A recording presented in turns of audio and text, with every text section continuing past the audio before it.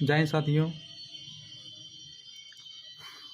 जैसा कि आप लोग बहुत सारे लोग कमेंट कर रहे थे कि सर अपना जॉब का जर्नी बताइए,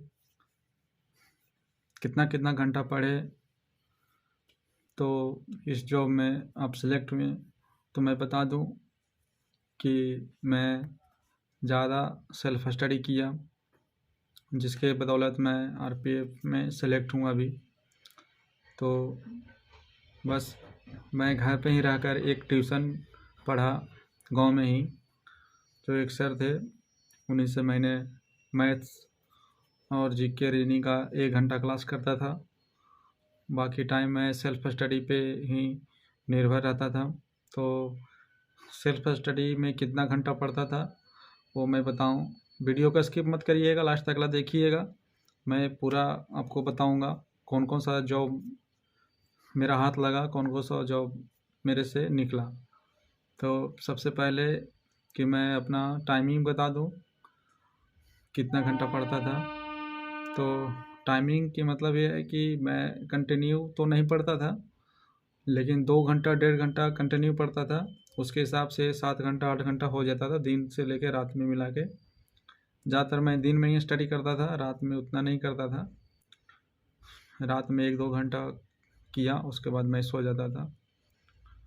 सुबह 5 बजे से लेकर मैं बिजी हो जाता था। मेरा ये टाइमिंग था और लगातार मैंने ये 1.5 साल किया। 1 से लेकर 1.5 साल तक किया, तब जाके मेरा मेरिट बना, कॉन्फिडेंस बना कि हाँ मैं कोई भी एग्ज़ाम को क्रैक कर सकता हूँ। तो सबसे पहला फॉर्म जो फिलअप किया वो बिहार पुलिस का कांस्टेबल था।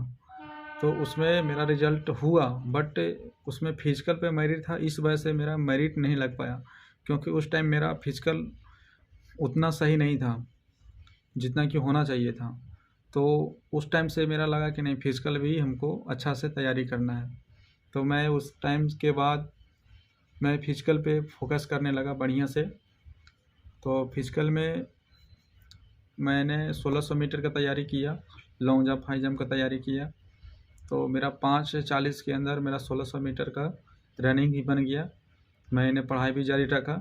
लोग बोलते हैं कि जो खाली 1600 मीटर की तैयारी करेगा वो पढ़ाई नहीं करेगा, तो मैं एक गलत उनको बताऊंगा, ये गलत बात है। आप साथ में पढ़ाई करिए और रनिंग भी करिए, बेटर रहेगा। फिर मेरा second exam navy coast guard जानते होंगे, नेवी कोस्ट गार्ड में गया। तो सबसे पहले उसमें डॉक्यूमेंट वेरिफिकेशन होता है, उसके बाद आपको रिटेन होता है, रिटेन होने के बाद आपको पीईटी होता है जो रनिंग वगैरह है वो, उसके बाद मेडिकल होता है। तो मैंने तीन स्टेप पार किया। चौथा स्टेप में जो मेडिकल था उसमें मैं डिस्क्वालीफाई हो गया। तब बोलिएगा आप लोग कि सर डिस्क्वालीफाई क्यों हो गए, आप तो सिलेक्टेड हैं। तो मैं बता दूं कि उसमें थोड़ा सा भी आपको टैटू नहीं होना चाहिए। कहने का मतलब कि देखिए मेरा यहाँ पे पिक के लिखा हुआ है, तो इसमें हमको डिस्क्वालीफाई कर दिया गया। मैं वहाँ से निराश होकर आया घर। फिर उसके बाद फिर लग गया मैंने पढ़ाई में। फिर बिहार में फॉरेस्ट गार्ड आया। फॉरेस्ट गार्ड जानते होंगे, वन विभाग का नौकरी है। और उसी टाइम आरपीएफ आया। तो ये दोनों का वैकेंसी लगभग एक ही मतलब वर्ष में आया। तो ये दोनों में ही मेरा सिलेक्शन पूरा हो गया। बट मैंने क्या किया कि दोनों का जो कंपैरिजन किया कि हाँ किस में मेरा बेनिफिट होगा, किस में सबसे ज़्यादा अच्छा जॉब है। मैंने लोगों से राय लिया जो जॉब में थे, उनसे मैंने राय लिया कि हाँ फॉरेस्ट गार्ड ज्वाइन करना है या आरपीएफ ज्वाइन करना है। तो ज़्यादातर लोगों ने वो सलाह दिया कि सेंट्रल गवर्नमेंट का जो जॉब है वो कंपैरिजन स्टेट गवर्नमेंट से बढ़िया होता है। तो फाइनली मैं आरपीएफ में आया।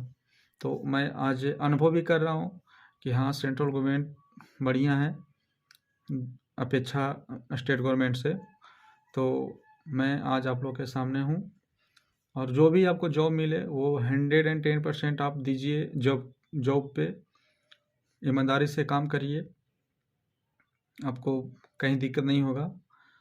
तो फाइनली मैं आप लोग के सामने हूँ आज आरपीएफ के रूप में। तो आप लोग भी टाइमिंग दीजिए पढ़ाई पे, फिजिकल पे। ये मत देखिए कि हाँ कब आएगा वैकेंसी, नहीं आएगा। मैंने ये सब कुछ नहीं देखा था कब आएगा ना आएगा, बस मैंने फोकस रखा था। और मेन रीज़न ये भी था उस टाइम, कितना जो फेसबुक पे या यूट्यूब पे इतना पढ़ाई वगैरह नहीं होता था। इस वजह से मैंने ज़्यादातर ऑफलाइन ही पढ़ाई किया, मोबाइल से उतना पढ़ाई नहीं किया। लेकिन आज के डेट में तो आप मोबाइल से पढ़ सकते हैं, कहीं भी पढ़ सकते हैं। इसलिए कट ऑफ थोड़ा हाई जाता है कि कहीं भी आप लोग पढ़ रहे हैं, इस वजह से थोड़ा 1-2 नंबर जाता ही ज़्यादा। और यही मेरा जर्नी रहा। कुछ लोग जानते होंगे मेरे बारे में कि हाँ मैंने पिछले बार, हम बिहार से हूँ, ये आप लोग का पता होना चाहिए। इसलिए मैं बिहार एसआई का पिछले बार एग्ज़ाम दिया था। तो मैं बिहार एसआई में प्री मेंस में सेलेक्टेड था, बट फाइनली मैं नहीं हो पाया। तो उसमें थोड़ा मेरिट हाई गया, इस वजह से नहीं सेलेक्ट हो पाया। तो आप लोग भी तैयारी करिए, बढ़िया से करिए, मैं भी कर रहा हूँ।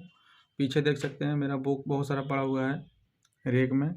और पिछले वाला वीडियो में मैंने बताया था कि मैथ्स के बारे में बताऊंगा और रीजनिंग के बारे में बताऊंगा, कौन सा बुक मैंने उस टाइम पढ़ा था। तो आप लोग जब पढ़ाई करते हैं तो आप लोग के पास तो ये बुक रहता ही है। तो देखिए मैंने RS अग्रवाल का ये बुक है अंक गणित का, मैं इसी बुक से स्टडी किया था। और रीजनिंग का आप बुक के कोई भी बुक उठा के पढ़िए, उसमें रीजनिंग में एक बात समझ गए तो समझिए कि वो हल्का है। तो मैंने एक रेलवे का बुक है, तो मैंने इसी का प्रैक्टिस करता था। आई होप आप लोग ये सब समझ पाए होंगे। मेरा जर्नी इस प्रकार रहा और मेरा भी पढ़ाई अभी जारी है। जैसे आप लोग स्टूडेंट हैं वैसे मैं भी स्टूडेंट हूँ। तो मैं अभी ड्यूटी के लिए निकलने वाला हूँ, इसलिए मैंने सोचा कि चलो मैं वीडियो बना देता हूँ।